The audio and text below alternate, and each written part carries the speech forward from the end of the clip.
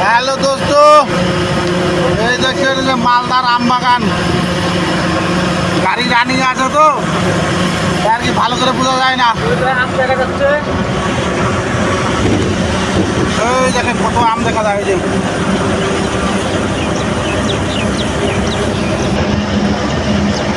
এই দেখেন এই যে বিশাল বড় আম বাগান।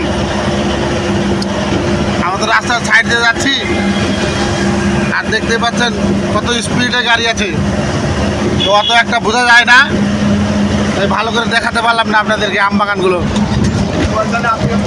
ওই দেখেন ছোট্ট একটা নদী আছে, ওপর ব্রিজে উঠতেছি, ওদিকে বিল্ডিং বাড়িঘর আছে।